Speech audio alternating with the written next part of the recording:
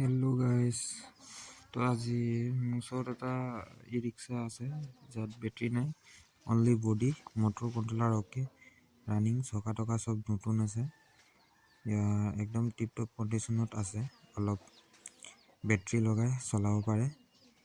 যদি কাৰোবাক দৰকাৰ হয় তো মোক কণ্টেক্ট কৰিব।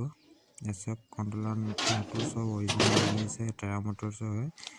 আগফালে চকাও একদম ভাল হৈ আছে, পিছফালে নতুন চকা আপোনালোকে চাব পাৰিছে। যদি কাৰোবাক দৰকাৰ হয় মোক কণ্টেক্ট কৰিব। মোৰ মোবাইল নম্বৰত স্ক্ৰীনত ওলাই আছে। আৰু এক্সচেঞ্জ অফাৰো আছে। কাৰোবাৰ যদি বডি বেয়া হৈ গৈছে তে নিজৰ পুৰণা বডি দি কিনি এইটো লৈ যাব পাৰে কিবা এটা এমাউণ্ট দি। সেই এমাউণ্টৰ কথাটো কণ্টেক্ট কৰিব, তেতিয়া কথা পাতিম। আৰু এইফালে চাইছে চেচিছ চব অ'কে হৈ আছে, অলপো পচা নাই চেচিছ। তো কাৰোবাক দৰকাৰ হ'লে কণ্টেক্ট কৰিব মোৰ মোবাইল নম্বৰ। Thank U.